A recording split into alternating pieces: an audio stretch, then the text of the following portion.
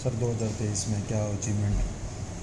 कि 2023 में जो हमारी झज्जर पुलिस की सारी टीम है, उसके परिश्रम से, उसकी मेहनत से अपराधों में कमी भी आई और कई जो केस हैं हमने वर्कआउट भी किए और कई क्षेत्रों में हमारी काफ़ी अच्छी उपलब्धियां रही।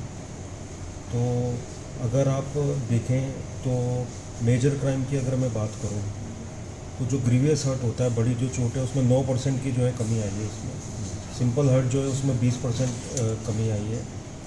और किडनैपिंग के अगर वो थे वो भी 20-21% जो है कम हुए हैं पिछले साल से। जो महिला विरुद्ध अपराध है तो वो भी 20% कम हुआ है। जो विभिन्न उसके अलग अलग हेड होते हैं, मैं स्पेसिफिकली उन पर नहीं जाऊंगा। अगर हम गाड़ियों की चोरी की बात करें तो वो भी 17% जो है पिछली बार से कम हुई हैं। अन्य जो चोरियां हैं वो भी 13% के आसपास कमी आई है उसमें। जो स्नैचिंग की वारदातें थी उसमें 41% कमी है। जो घर में जो चोरियां होती थी वो भी 14% कम है उससे पिछले वर्ष के कंपैरिजन में। लूट की घटनाओं में 25% कमी आई है। डकैती में काफ़ी सिग्निफिकेंट हमारा अचीवमेंट रहा है कि 84% के आसपास कम हुआ है वो। दो ऐसी घटनाएं पिछले पूरे वर्ष में हुई। तो ये था।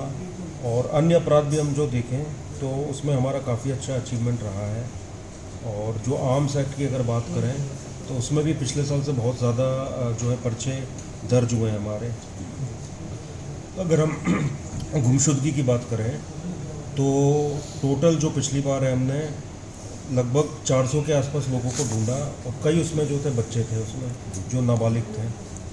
तो ये एक हमारा सिग्निफिकेंट उसमें अचीवमेंट रहा है। एनडीपीएस जो है उसमें भी हम पिछले साल के कंपैरिजन में काफ़ी अच्छा अचीवमेंट रहा। कमर्शियल रिकवरीज लगभग 13 हुई हैं हमारी बड़ी, जो पिछले साल से ज़्यादा है।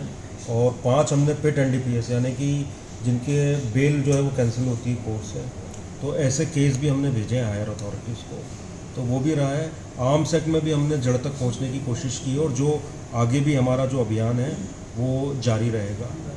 और मोस्ट वांटेड क्रिमिनल्स भी हमने 22 के आसपास जो हैं पकड़े हैं उनमें, और जो अन्य बचे हैं उन पर भी शीघ्र जो है ज़्यादा से ज़्यादा कार्रवाई होगी। इसके अलावा अगर मैं विभिन्न हेड्स की बात करूं तो जो इस साल की हमारी प्रायोरिटी है 2024 में, तो एक तो मैंने बोला है कि जो भी पिछले 30 साल में मर्डर या कोई वारदात हुई थी तो उनके अपराधियों को पकड़ना, तो वो फाइलें हम फिर से खोल रहे हैं। और अभी आपको मालूम होगा कि हमने 1 जनवरी के बाद ही 2 लोगों को अरेस्ट कर लिया उसमें, एक मुकदमे में जो 1998 में मर्डर हो रखा था। साथ ही जो भी क्राइम अगेंस्ट प्रॉपर्टी होता है, चाहे लूट की घटना हो, स्नैचिंग हो, तो वो मैं पिछले 5 साल का फिर से रिव्यू करवा रहा हूँ। और उसमें जो भी एक तो अनट्रेस मुकदमे हैं यानी कि जो नहीं हो पाए थे उन पे एक तो मेहनत करेंगे।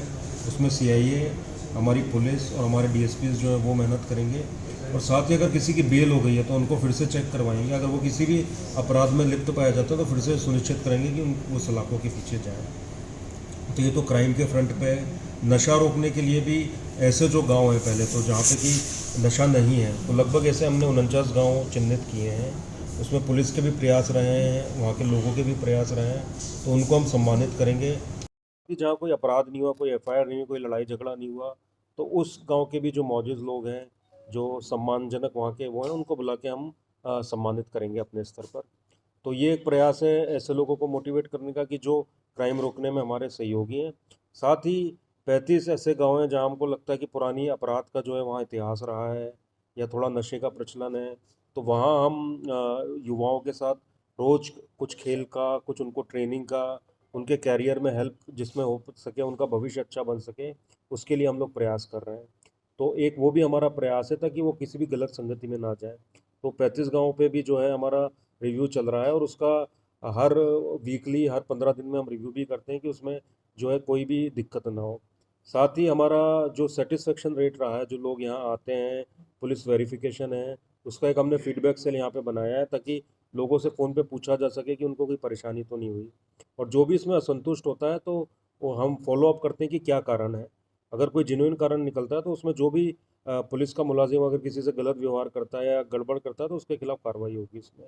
और ज़्यादा से ज़्यादा हमारा यही है कि जो हरियाणा पुलिस का हमारा मोटो है, सेवा, सुरक्षा और सहयोग, तो पूरी पुलिस जो है और ज़्यादा सेवा की भावना से और संवेदनशीलता के साथ लोगों की सेवा इस वर्ष में करेगी, उसके हम और नए आयाम गढ़ेंगे ताकि लोगों का जो पुलिस की सेवा के प्रति संतुष्टि का जो परसेंटेज है उसको और बढ़ाना है इस वर्ष।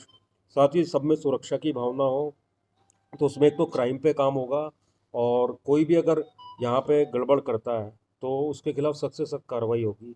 अपराधियों को मैं यही बोलूँगा कि वो अपना ये जो जिला है उसको छोड़ के भाग जाएं, और ना सिर्फ अपराधी बल्कि पुराने अपराधियों को भी हम जो है कुंडली को पूरा जांचेंगे, उनकी कुंडली को चेक करेंगे, और अगर कहीं भी उनसे गड़बड़ मिलती है तो फिर सुनिश्चित करेंगे कि अगर वो जेल से भी बाहर है तो वापस उनको सलाखे के पीछे भगाया जाए, सलाखों के पीछे वापस।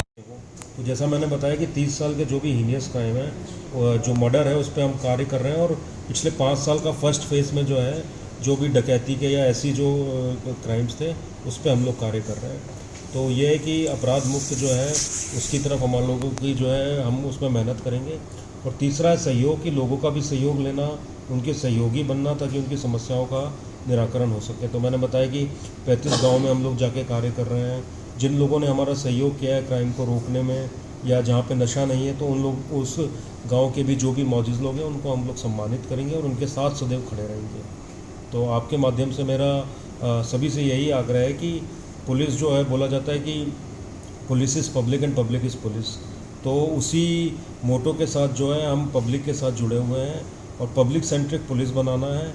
और जो भी क्रिमिनल है उनके बिल्कुल विरुद्ध जो सख्त से सख्ततम कार्रवाई हो सकती है वो हम करेंगे। सर, जो पीओ घोषित हो चुके हैं, क्या उनकी प्रॉपर्टी अटैच की जाएगी, किस तरह का प्रावधान है? हाँ, वो भी हमारी इस वर्ष की बड़ी एक प्राथमिकता है, और मैंने हमारे जितने भी गेस्टेड ऑफिसर्स हैं उन सबको एक एक दो दो एरिया दिए हैं कि आपको इस क्षेत्र में जो है काम करना है।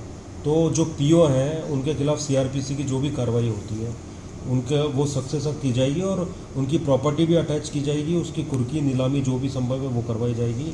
ऐसी नशा तस्करों की जो गैंगस्टर हैं या उनके साथ जो किसी भी प्रकार से जुड़े हुए हैं, तो वो पूरी लिस्ट हमारी तैयार है, बस हम उसका लीगल प्रोसेस जो है उसको फॉलो कर रहे हैं। तो उनकी प्रॉपर्टी का अटैचमेंट, उनका कोई भी किसी प्रकार से सहयोग करता है, चाहे आर्थिक रूप से या कोई सूचना देता है, तो उनके खिलाफ भी सख्त से सख्त कानूनी कार्रवाई की जाएगी। सर, नंबर शुरू हो चुका है, युवाओं के लिए कोई संदेश आपका? मैं युवाओं को यही संदेश देना चाहूँगा कि जैसा कि डॉक्टर एपीजे अब्दुल कलाम ने बोला था कि हमेशा जीवन में बड़े सपने देखना चाहिए, और जो छोटे सपने देखते हैं वो देश के सबसे बड़े अपराधी हैं।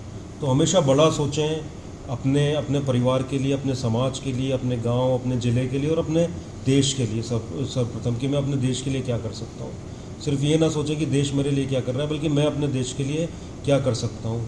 और झज्जर को वीरों की भूमि कहा जाता है। यहाँ से आर्मी में, पैरामिलिट्री में, पुलिस में बहुत ही अच्छे, बहुत शूरवीर लोग रहे हैं। तो उनको हम अपना प्रेरणा स्रोत बनाएं, उनको अपना आदर्श बनाएं, वो हमारे रोल मॉडल्स होना चाहिए, और हमेशा हमें प्रयास करना चाहिए कि हम उनके जैसा बने। और फिर मैंने बोला कि हमेशा आप बड़े सपने देखिए, और कोई भी जो बात है दुनिया में, कोई भी कार्य या कोई भी लक्ष्य जो है वो असंभव नहीं है। बस आपके दृढ़ निश्चय पर यह निर्भर करता है कि आप कितना निश्चय आपका दृढ़ है और कितनी आप मेहनत कर रहे हैं। और कोई भी गलत संगति है, कोई भी दुर्व्यसन है, कोई भी गलत चीज़ है, उससे हमेशा दूर रहें, चाहे वो नशा हो, चाहे कोई क्रिमिनल एक्टिविटी हो, क्योंकि इसमें कुछ नहीं रखा है। हमारे युवा गलती से उसमें फंस जाते हैं और उनका और उनके परिवार का पूरा जीवन बर्बाद हो जाता है। तो हमेशा अच्छी संगति में रहें, बड़ा सोचें, और जो भी गलत लोग हैं उनसे दूर रहें।